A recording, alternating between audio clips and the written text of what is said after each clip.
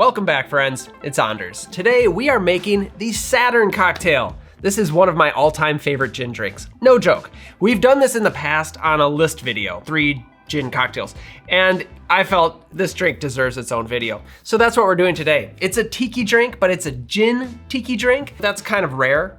Usually most people, when you think gin and tiki, you think Singapore sling, which is also very good, but the Saturn is not one to be overlooked at all. So if you are new to the channel, hit that subscribe button for more sips, tips, and recipes, and let's go make the Saturn cocktail. I'm excited. To the bar. Okay, so finally a video I like. There aren't any sponsors. Finally, we get to pay our water bill. Today's video is brought to you by Viski. Viski made this, and this, and this, and this. Viski makes all things bar related. Everything you can think of that you will need, Viski probably makes it. I've been working with Viski for a long time. They make good stuff. Here we are once again to talk about some of their glassware. They have such a wide assortment of styles and glassware and things that I thought, let's mix it up and go with something I normally wouldn't pick. So I decided to focus on the Manhattan glass.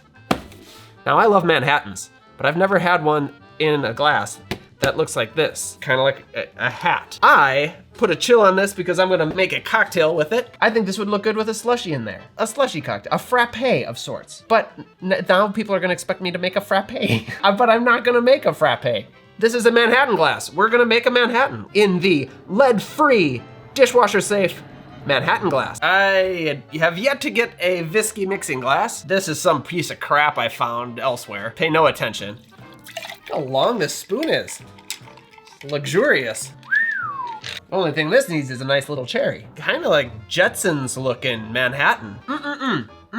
Tastes delicious. Definitely tastes lead-free because this is lead-free crystal. And this is solid metal. So maybe this is your style, maybe it's not. Luckily, there is plenty to choose from. Whether it's glassware, tools, ice molds, smoking contraptions, you name it. You can drink a Manhattan in this glass too. Or maybe you want it in this glass. If you click the link down below and use code Anders15 at checkout, you get 15% off site-wide. So check it out, make yourself a cocktail. Thank you, Viski. On to the film. History time. Everybody take a seat. We are gonna get to the cocktail here momentarily, but first I wanna talk about where it came from.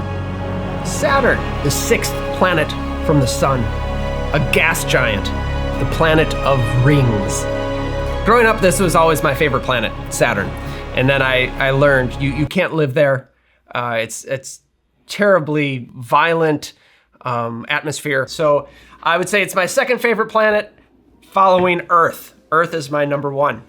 So Saturn, this drink is not named after the planet, believe it or not. In fact, it's named after a massive rocket booster that was created by NASA during the Apollo program. It's the force that got everything up into the atmosphere. Now the drink was created in the 1960s by a gentleman named Joseph Gelsini, who went by the name Popo. He was a very well-renowned bartender. He grew up in the Philippines. He immigrated to the United States in the 1920s. Popo Gelsini created this drink, but he didn't initially call it the Saturn. It was initially called the X-15. Now the X-15 was named after a high-speed, high-altitude space plane that was breaking records in the 1960s. Oh, it was the coolest of the cool. It was the cat's pajamas. It was the bee's knees. It was the coolest plane out there, up in the skies. However, in January of 1967, you had the Apollo 1 disaster. It was a tragedy. It was a fire and 3 crew members died, and they found that the fault lied with North American, the company that also made the X-15s. So Popo Gelsini decided, I'm no longer gonna call my drink the X-15, I'm gonna change it to the Saturn. And he entered it into competitions. At first it won, hands down. It was like, I think it was like a Bartenders Guild competition out in California. And then in 1967, he entered it into the IBA World Competition. It was quite the competition. He was head of a 4-man team. However, the Saturn did not win Best Cocktail. The winning cocktail, if I believe, was rum, dry vermouth, drambuie, and banana liqueur.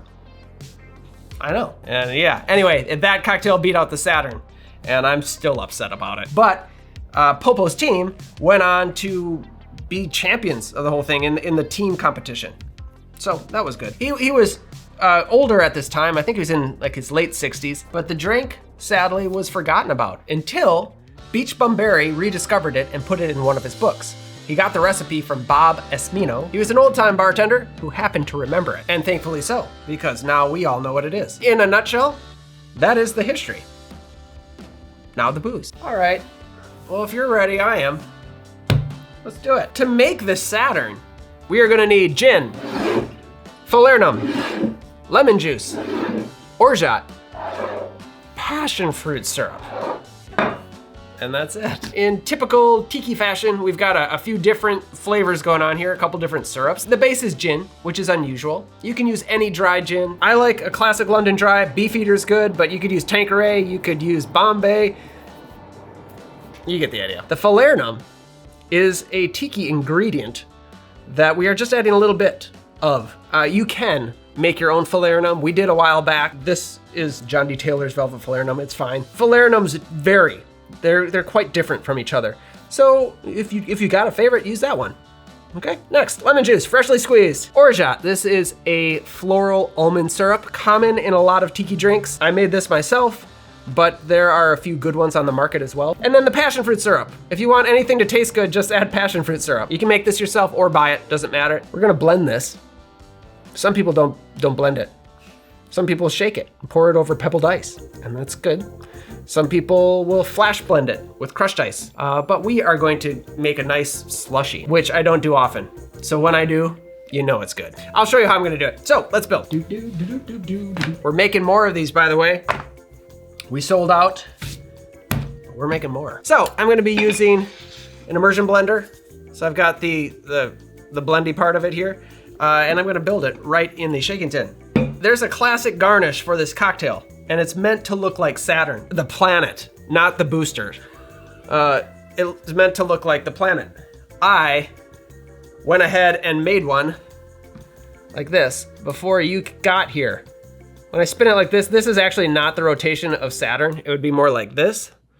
Also, this is not to scale, but anyway, it takes time to make. Typically, I'm not a fan of garnishes that don't really add anything to the drink, but it's a classic garnish. I think it's a little clever, so I like to have it on there. But if you don't have the time or the patience to make this, don't worry about it. Let's make the drink now. Into a shaking tin. We're gonna start with 1.5 ounces of your dry gin, 1/2 ounce of orgeat, 1/4 ounce passion fruit syrup, 1/4 ounce Falernum, and 1/2 ounce of fresh lemon juice.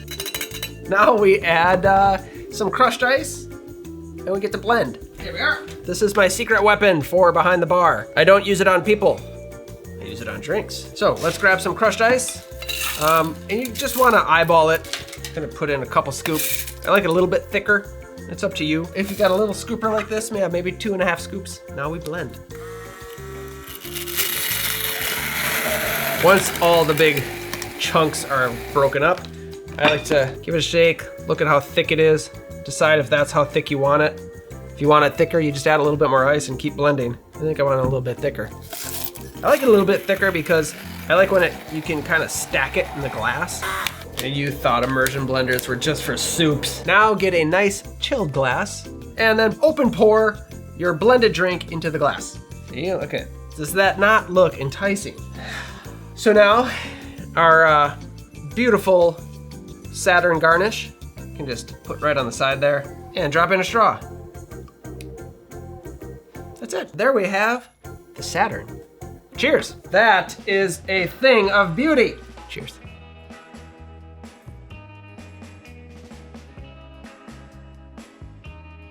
I don't know how this drink didn't win. It's light, refreshing. You get the gin, but it's not punching you in the face. You get the sweetness from the orgeat and the passion fruit, and then just a little bit of tiki spice from the Falernum. I've always made it frozen like this because there's a good amount of sugar and it's balanced out that way because of the dilution from all the ice and all whatnot. So if you're gonna shake this and either pour it over pebbled ice or even served up, you're probably gonna wanna drop down the sugar a little bit. Find what works for you. But if you're gonna do it this way, use this recipe. Absolutely love it. Oz, would you like to taste this? Yes, please. That is so good. Gotta be careful because you might get brain freeze, but it's worth it. You know, that's one of the risks that we have to take as connoisseurs of fine blended cocktails. I will say, after all of this, I already knew that I like this drink, but now what I'm thinking about is whatever that drink that won #1, it could not be better than this. Try making one. All right. You have a banana liqueur? Yeah. Yeah, how often do you get to use banana liqueur? Let's make it, huh? Let's make the #1, the winner of the 1967 IBA competition, whatever it's called. Yeah, I don't have the ratios. I don't know if it was shaken, stirred, how it was served, but I'm gonna make a guess. All right. So rum, the base, gotta do, let's go. And maybe, I feel like you wouldn't need too much of these, so. Oh. Watch, this is the world's greatest cocktail. Stirring it up, and I will serve it. I'm gonna serve it up. Quite the wash line. I have no idea what rum they were using, but let's give it a shot.